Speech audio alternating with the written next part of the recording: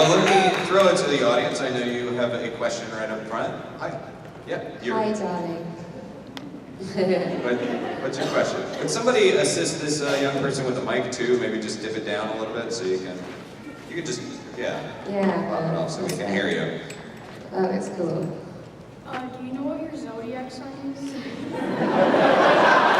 Say one more time, we didn't catch that up here. Do you know what your zodiac sign is? Me, Billie, I'm a Virgo.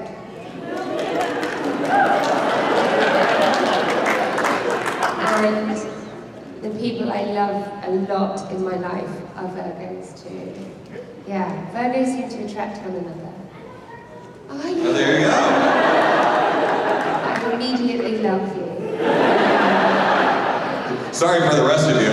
Yeah. I'm representing the Scorpios up here and I'm feeling a little bit wounded. Is that dangerous? Yeah. Thank you. I don't think I've ever gotten that That's question. great. I really like answering that. Thank you. Darling. Howdy. How are you? So I like to write screenplays. And Good. I'm wondering like how it goes from the script to acting it out. How it goes from. So what do you mean? How you like kind of translate it into your character. Oh, okay. Well, I suppose it's a two-man job, you know, because the writer creates often pretty much really creates the character on the page, and then the actor, if you hire the right actor, you might not want this kind of actor, but if you hire the right actor, that actor is going to bring their spirit to it. So it's all there until you get the spirit of the person, and it's a beautiful, beautiful, essential collaboration. And neither one is more important than the other. They're both very, very key. So if you get a good team, you're sort of golden there. It's very cool that you're writing your own stuff. Do you want to act in your own stuff? I'm really not that good of an actress. Okay. I like to write it. Well, it's very cool that at this age that you know what your strengths are, because that's a really important thing. There are some of us who go, I can do this, I can do that, I can do that. Some people can, but quite often, it's worth playing to your strengths. So, well, good luck. Good luck. Well, she was asking, it's an interesting process question, because when you get a script, do you first kind of just read through it just to get the story, and then the next pass you're like focusing on character? Sort of what is your process when you get that script? I always look at the character straight away, because I think quite often it's hard because it's very hard to imagine the entire piece without the director, without all of the components in play. But the first thing you're going to know just by looking at the shape of your character is if you are actually able to bring anything to that role. So I do it in that order. And that takes moments, it's an immediate connection, or it's not that sort of. And the further down the line you get, it's so much easier to go, I get that, I'm there, or I can't do that. That comes from knowing who you are and what you're able to do, and the confidence that comes with years of working. So that's the way I do it. Okay. Hi. Hi. I just want to tell you that I love Rose because even though she's an ordinary girl, like she still does extraordinary things, and I think I take that to heart a lot. So thank you. You're welcome. Thank you. And I love you. Just my question is, what was different between working with Christopher Eccleston and David Tennant? What was the what difference? What was different? So many things, they're totally different people. The fact that with Chris, we were relaunching the show, so the pressure was totally different. It was greater, I'd say. We didn't know which way it was going to go, and lots of us were doing these things for the first time.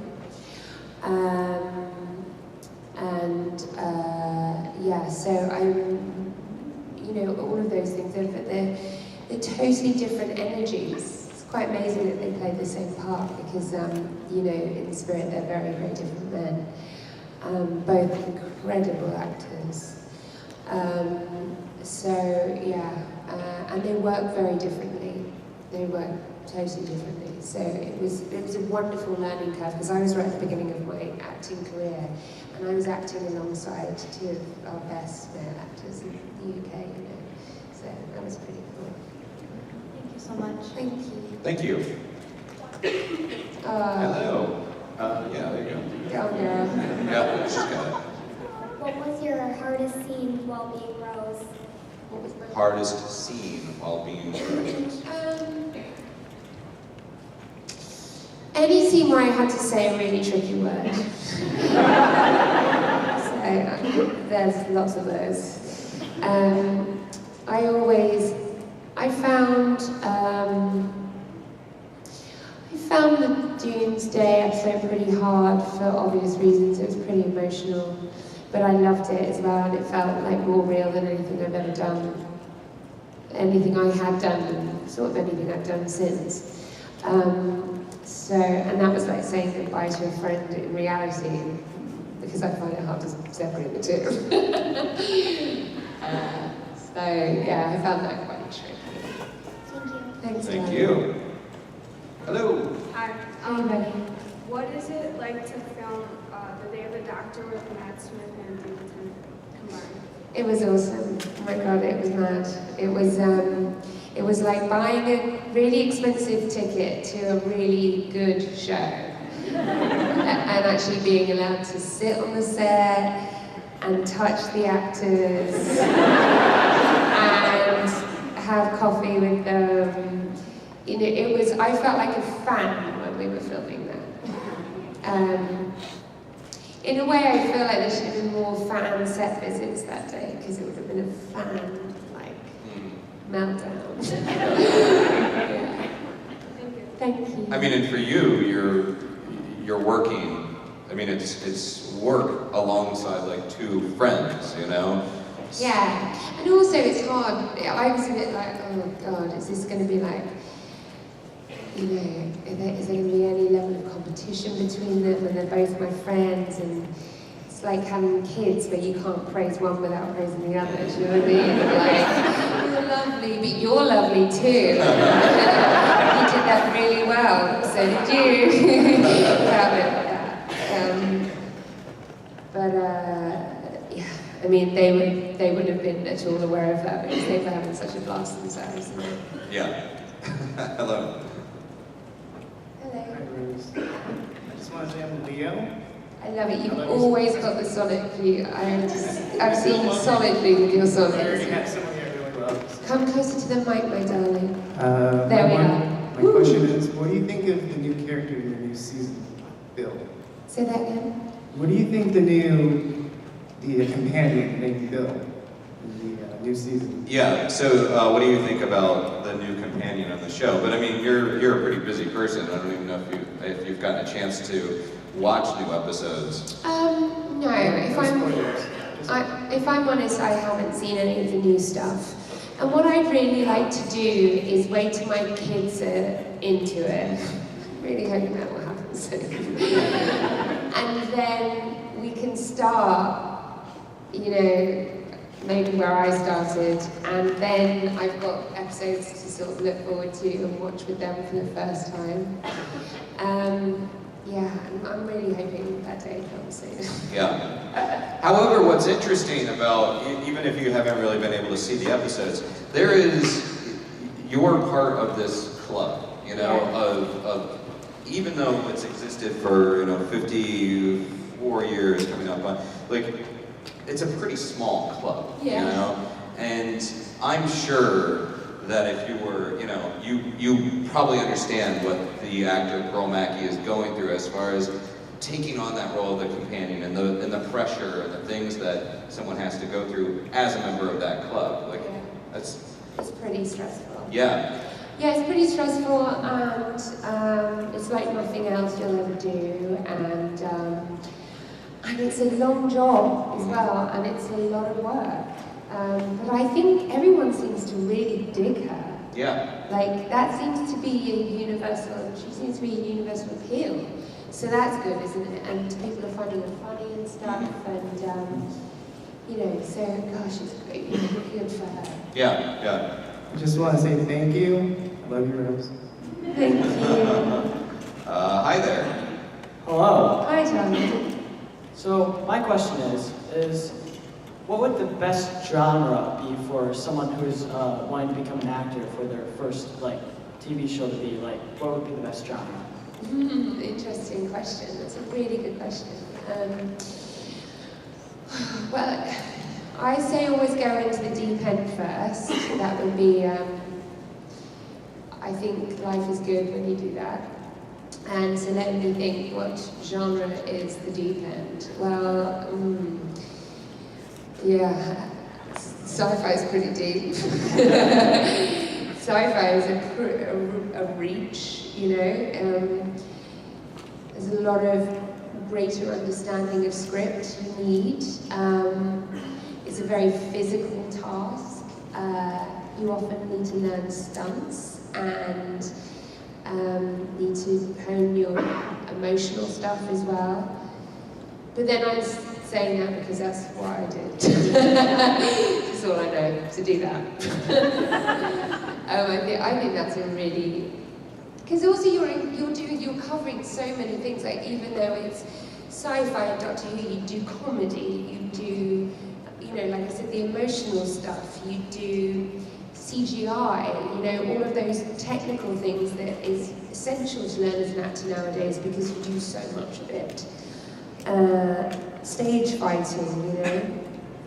I did way more, it was more varied as a job than any other job I've done. You know, if I hadn't have done Doctor Who, Penny Dreadful would have seemed really, really taxing. Often you're working with prosthetics and stuff as well, and that's a whole other life, you know. Yeah, well, and when you're doing something, as a new actor, when your first big gig is Doctor Who, you're having to see things that are not there, you're having to, you know, bounce off of things, react to things that don't exist. I always think that would be the DVD extra I would want. Yeah. Is everyone doing the work without the monsters animated. Like that with the tennis ball, with the green screen, just that would be a wonderful DVD extra. Because it would be hilarious. Yeah. Like, without all of the stuff in there, it's just ridiculous. Well, I don't know if I've asked you this before, but that experience, though, as a newer actor, then when you transition to the stage, was that helpful training in a way? Because you are borrowing from that, you're seeing a world around you that is not always there. Very good, yeah. I mean, I think for any actor starting out, it is more likely that you'll do theatre before you do stage and screen. And I think that there's a reason for that, and that's a good way to go about it. You know, if you're at drama school, if you're just doing local drama classes, everything you do will be play-based, and you'll be studying the text of great playwrights and stuff. And I think that's essential, because I think that's where you learn to be a technical beast, you know.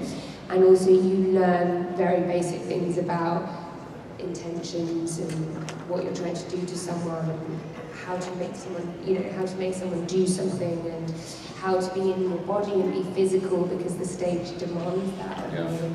So I would definitely urge everyone to stick with it in that way. Yeah. But you know, it's not the end of the world if you don't. Thank you. Thank you. Hello. Hi, my name is Joe. Yeah. One thing I wanted to ask is, one of the more striking things in your performances that emerged immediately when I was watching, particularly the speaking Who language, the first season, like on Father's Day, and then, as you mentioned, Doomsday, is your ability to channel really intense raw emotion. And among the many things you bring as a phenomenal performer, I mean, it's something that as a viewer, I feel it. I mean, like it's believable, it's realistic. I mean, like the doomsday goodbye is just absolutely soul crushing. Like, how do you channel that? What techniques do you use to achieve that? And is it difficult stepping away from that when the shooting day is done? Thank you. I don't know. I think that I'm a really emotional person, so I find it's sort of easy to, not always, and quite often, if it's not there on the page, it's really hard to do. You know, it's a testament to the writer, really, in the first place. So I read Doomsday and I sort of cried as I read it. I mean, but that Doomsday was easy for me because, in a way, I was literally saying goodbye to someone, and that was desperately sad. So that made it. I don't know. I just was there. And with the Father's Day thing, I just imagine what that would feel like, and it really makes me. I'm pretty porous as a person. Like, I'm really sensitive, and so my dad used to say I cried all the time as a kid. You know, so I'm clearly in the right profession.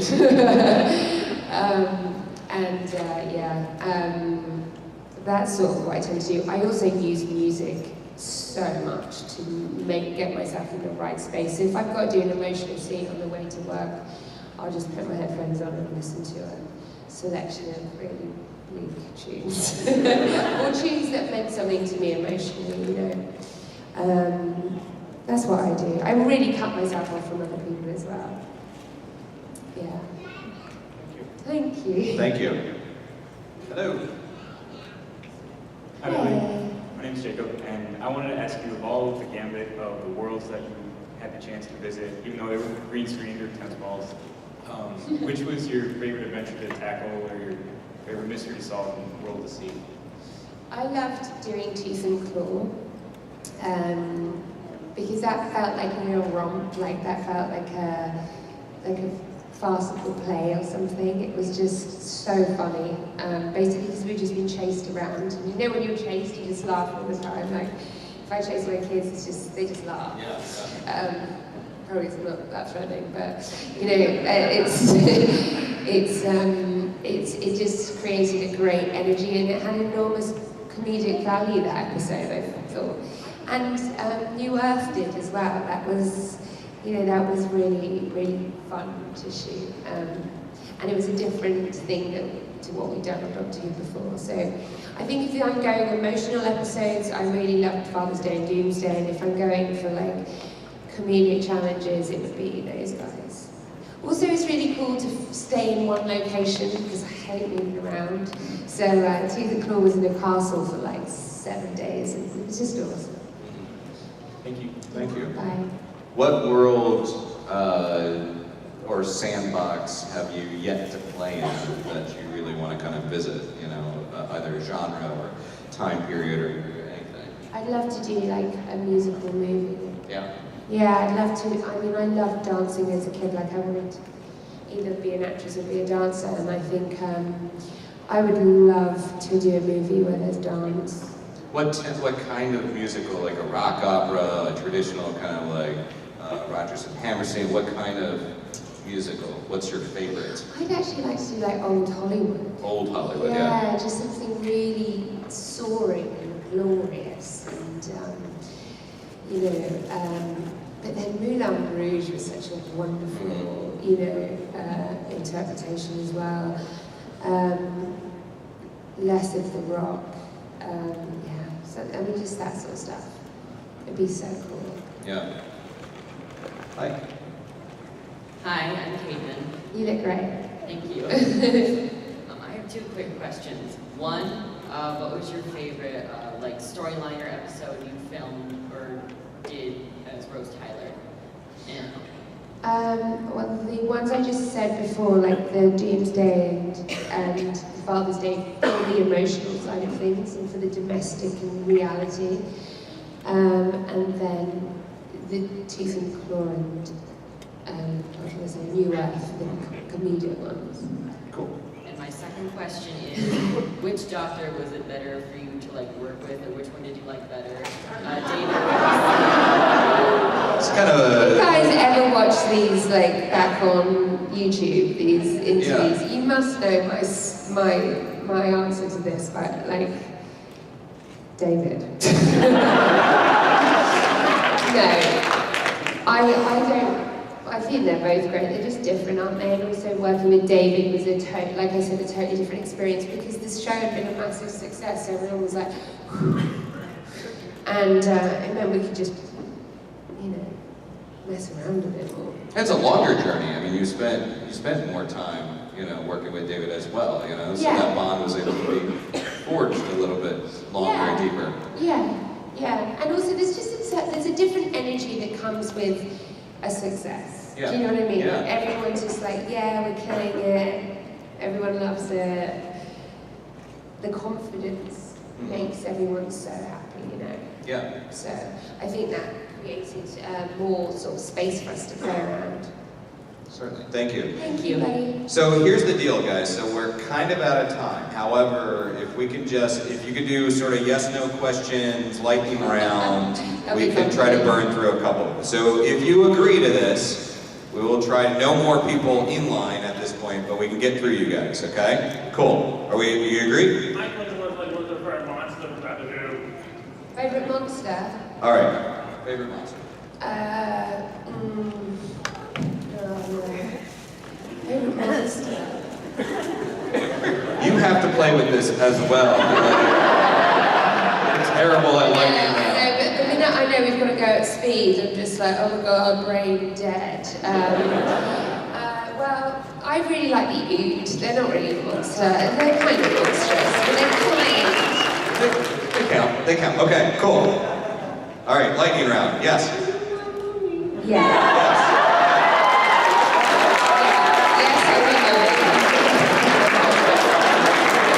I was going to ask what your favorite episode of Penny Dreadful was. Probably at the end of series 2 with the creature,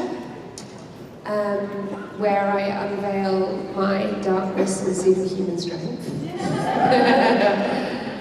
Thank you. Cool, thank you. So yes or no question real quick. Or just anything. Well, you talked earlier about like when you read a script, you go character-based. So when you read for Penny Dreadful, did you know that Verona was going to have such a huge role in series 3? Yes. Like, such an important I did. I was told that by John Logan over lunch. They sort of went, oh, I love Croft, but where is this going? And he said, you're going to be the Bride of Frankenstein. I was like, cool, done. She was phenomenal in series 3. She was everything. Oh, thank you. Thank you. Next. So obviously you've already worked with Christopher Eccleston and David Tennant. So I was just wondering, would you rather work with Matt Smith or Peter Capaldi for another season? Matt Smith, because Matt's like my best. Yeah. Best buddy. Thank you. Yeah. Thank you. Hi. Hey. I was just curious, have you, after you were done playing a character like Lily or Rose, have you ever thought about what the characters are doing after this series is over with? No. No, I don't. But I'm sure the writers do, and the fans certainly do. Thank you. Cool, thank you. Oh. Little Luke Skywalker. You hold it, buddy. Are there any hard tasks? Any hard tasks? Say one more time. Are Are there any hard tasks? any hard tasks? Is that what you're saying? Is that What, just in life? that's a big There are many hard tasks in life. Stunts. Stunts. Huh? Hard stunts. stunts. Stunts. Stunts. Let me think. The problem with me in stunts is that I get too into it. So when I had to hit, you probably haven't seen Penny Dreadful because it's not age appropriate. God, I hope not. But in Penny Dreadful, I have to beat up this guy, and So my issue with stunts is just going too far. Obviously I can't do the jumps and all that stuff, there's someone to do that. But I tell you what was really hard, in the beginning of Penny Dreadful I have to be underwater and look dead, so I can't let any bubbles come out of my nose. Try doing that in the bath. For ages, and also because your body wants to float, but I couldn't, so I had to like curl my feet into this copper grate and do that for 12 hours. That was pretty hard stunt. Good job. Good job, buddy. Good question. All right, real quick. I'm a little bit like shy when I talk to people, and I was wondering, is it easy to get along with the directors and other people on set? If they're nice, yeah. If they're not, no. If they're not, it's harder than. I mean, it's like if you have a bad boss, it's just like the worst thing. And I've definitely had a few very challenging people in this profession, and it's really tough, you know. But you've got to, at times like that, I just remove myself and hang out with the people that are a bit more chilled. You know, it's the sort of same advice I give to my kids at school. If there's someone big, you know, like just move away, go and hang with someone else. Good luck. Thank you. Good question. Good Hi. question. I'm watching like other companions like Amy, Clara. Who's your favorite? Of the assistants. They're just like companions.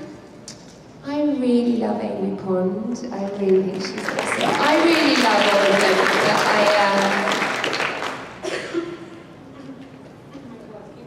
Of course. I mean, it's like I said, it's a very exclusive club that she's a part of. She needs more. I think she's awesome. I think she's got the right combination of comedy and emotion, but I think they're all just brilliant. It's a really tough job, and it's a lot of work, so I take my hat off to all of them, really. Okay, and last but certainly not least, hello. Hi. Hi, darling. How did you get the chance to act in Doctor Who?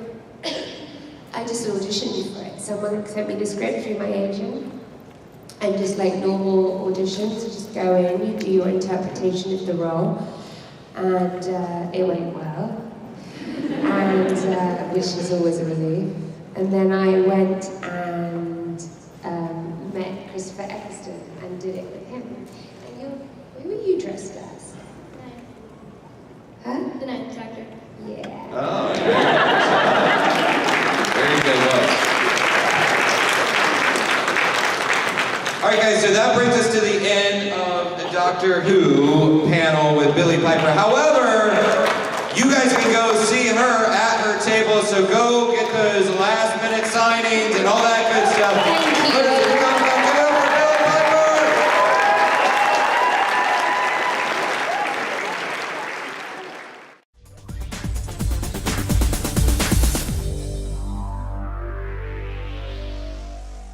This video is sponsored by the Crazy Kings of Toys. Check them out for all your toy needs and find out why they are so crazy. Find them on eBay, Bricklink, and Facebook. Links are in the description.